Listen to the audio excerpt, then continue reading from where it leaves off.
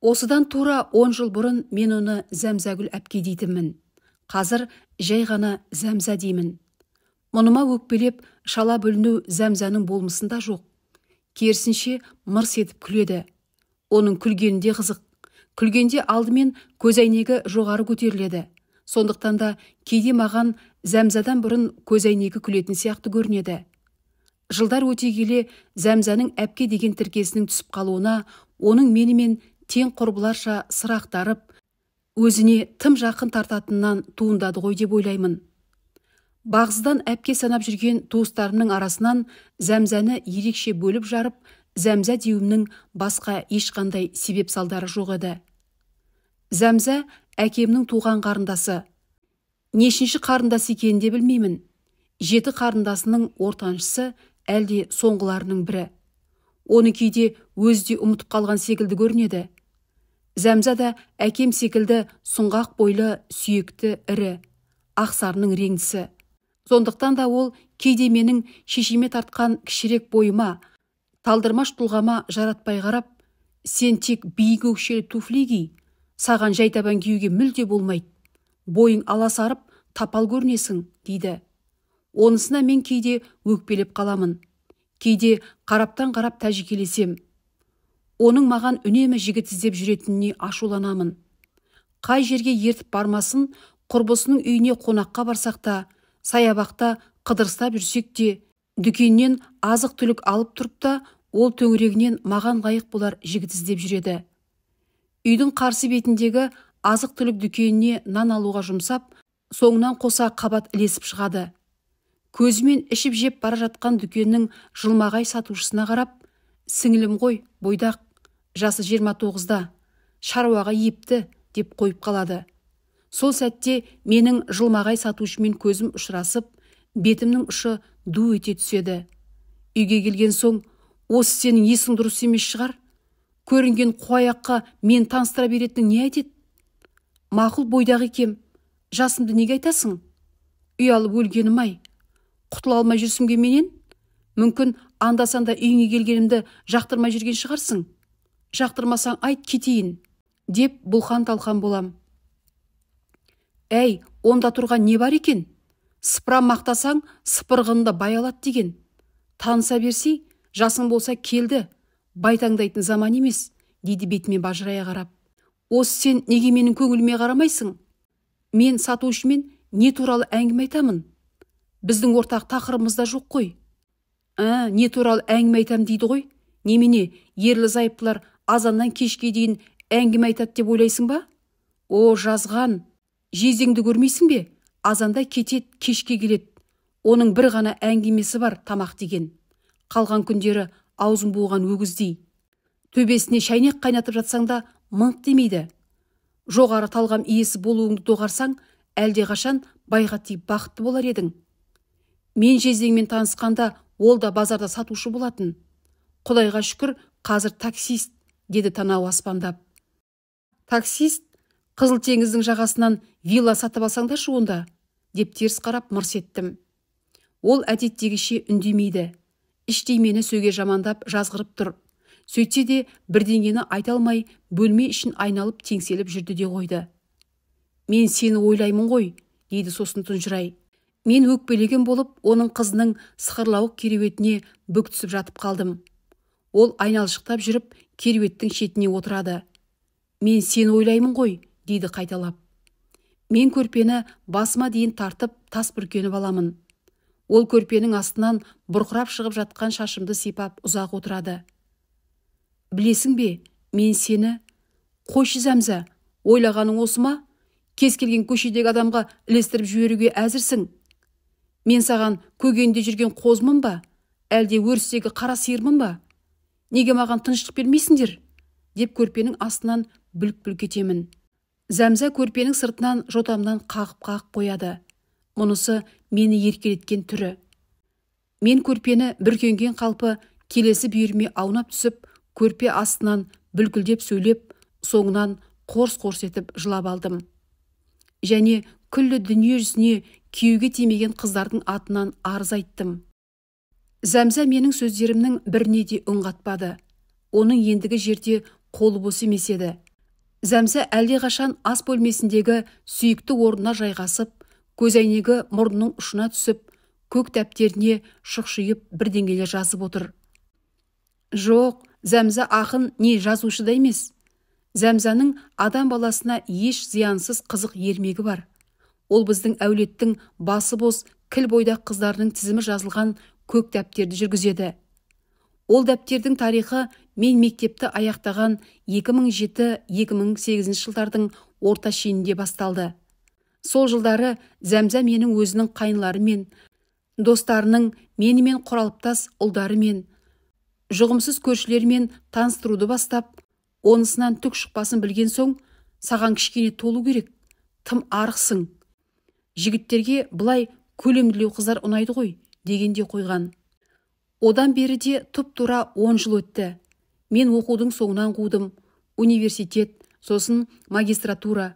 Енді келіп, ақпарат саласының жылдық есебін жазумен, ертелі кеш кеңседе компьютерге телміріп, жастық жылдарымды өткізіп жатқанымды көріп, Зәмзәнің уайымы ұлғайды. Әй, сөйлесіп жүрген біреуің бар ма өзі? Осы сен жазған жұмыс деп жүріп, отырып қалатын болдың. Болмаса айтсай, өзіміз қам жасайық, деген әңгіменің шетін шығарды.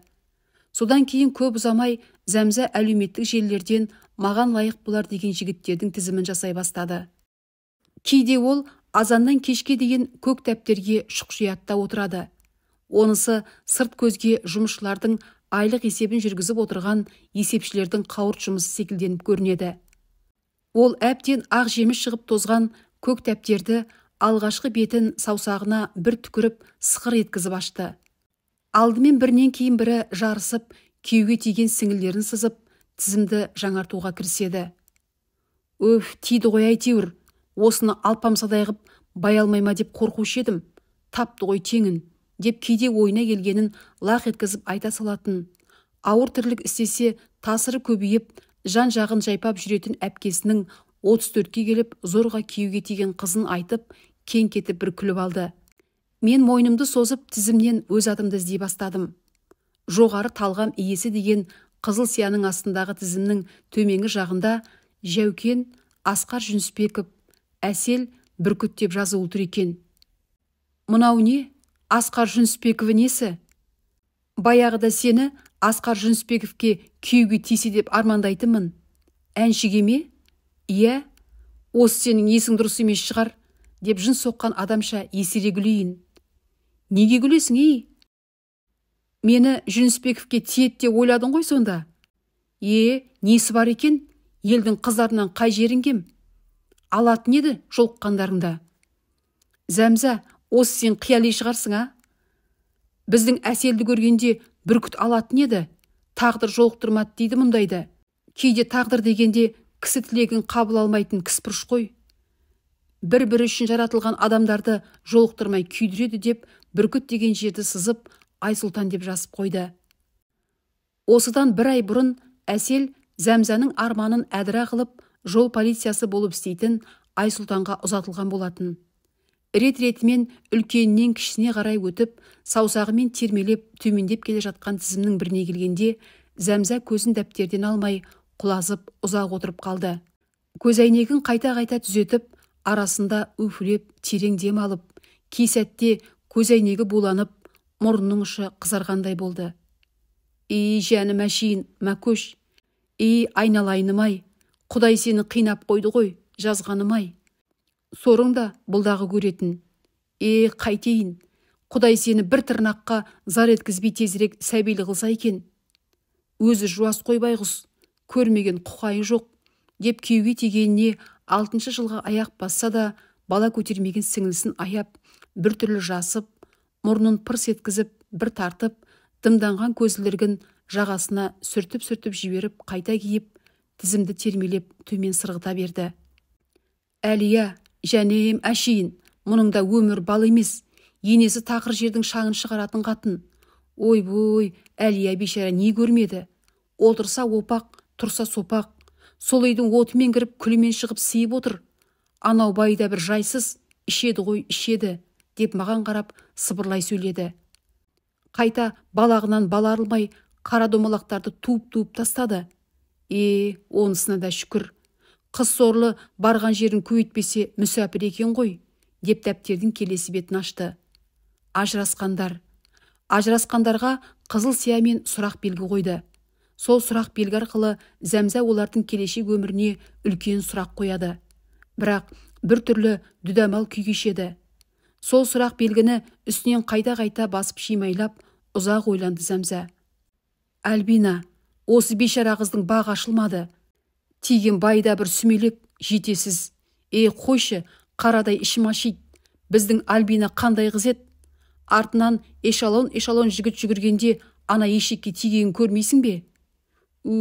Пешенесіне жазылғанда байқұстың. Екінші байына бекер тиді. Кім білет, бәлкім екінші байына тимегенде бірінші байы қайтып келер ме еді, деп маған жалт қарады. Мен қайдан білейін дегендей иығымды қиқаң еткіздім. Бірақ сен не білуші едің? Түк те білмейсің, деп қолым бір сілдеп күрсінді. Мұнысы мені мұқатқаны ма, жоқ аяған түріме ұқпадым. Меруерт, бұл сорлы қыз 18 жасында қағынып жүріп ана албасты қауырынды.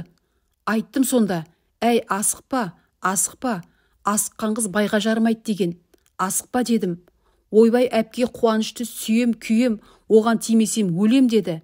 Енді отырысы анау, қуанышы қайғыға айналып, ажырастым дейді, көзінің сорасы ағып. Енді оны 4 баласымен кім алады? Тағы да туғаны ыңғай еркек бала. Қарнымыз ашты деп, Меруерттің өзін қуырып жеп қоя жаздап отыр, деп Зәмзә өз-өзінен алды. Зәмзә көк дәптерді сілкей отырып келесі бетін ашты. Қызыл сиямен отырғандар деп асын сызып қойыпты.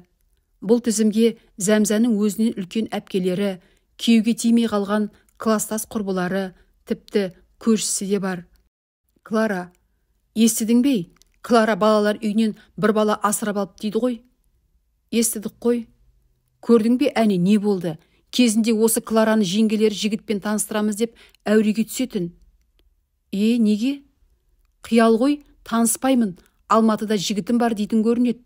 30-ға келгенше Алматыда жігітім бар деп алдына келген жігіттердің бетін қайтара беріпті. Бір күні 40-қа келгенде баяғы жеңгелерінің бірі Алматыдағы жігітің ендігі үйленіп кеткен шығар. Жақсы жігіт бар, таныста күйеуге тидесе, Шымкентте жігітім бар деп айтады екен. Содан күйіп кеткен жеңгесі, мынаның жігіті ақырындап ауылға жақындап келе жатыр екен. 1-2 жылда созаққа жетіп қалатын шығар, күтейік деген екен, деп Зәмзә ішек сілесі қата күлді. Күле-күле сырғып мұрнының ұшына түскен көзәйнегін саусағының ұшымен жоғары жылжытты да, үстелдің шетін ырымғып 3 рет ұрып, жағасына қарата 3 рет түкірінді. Құрсын, өзімен кетсін, күлмейік, қыз өсіріп отырмыз. Бақыт деген сусымалы ғой, қолдан шықты, ұшты, бітті. Өмір бойы ұстай алмайсың, болды. Алыста тұрған секілді, шақырған секілді көрінеді. Жүгіресің, өкпең өшіп жүгіресің. Барсаң, дымда жоқ, құр сағым. Бір жақсыны өмір бойы іздейсің, күтесің. Ал ол мұрын шүйреді. Бәлкім, сен іздеген жақсы адам тіпті де алыста емес, дәл жаныңда жүрген шығара. Ал Клара сөйтіп жүріп 50-ге келді. Бұдан енді не үміт, не қайыр деп, тізімдегі Клара тәтейдің атын қызыл сиямен шимайлап өшіре бастады. Кейде Зәмзә ертеңгілік таңғы шай үстінде көк дәптерінің әр бетін сықырлатып, ондағы әйелдер мен қыздардың тағдырын өзінше тәпсірлеп, кейде тіпті үкім шығарып, кейде ойша некесін қиып отырады. Зәмзәға салса, сол көк дәптердегі әйелдер мен қыздардың басына бір-бір ақ жаулық салып, ақ некесін қиып, бақыттың төріне бірақ шығарар еді. Зәмзәға салса, сол әйелдер шүпірлеген сәбилердің анасы атанар еді. Егер Зәмзәнің көк дәптері мен көк сиясы сиқырлы болса, ол жер бетіндегі бақытсыз әйелдердің барлығының басына бақ орнатып, бір сәтте бәрін некелі жарғыла салар еді. Бірақ Зәмзәнің көк дәптері әйел жарықтықтың ақұдайлаған тілегін орындай алмайды. Орындалса, Зәмзәдай тілеуқор әйел жер шарының күллі жылауық әйелдерін бақытты қылам деп ел кезіп кетер еді ғой.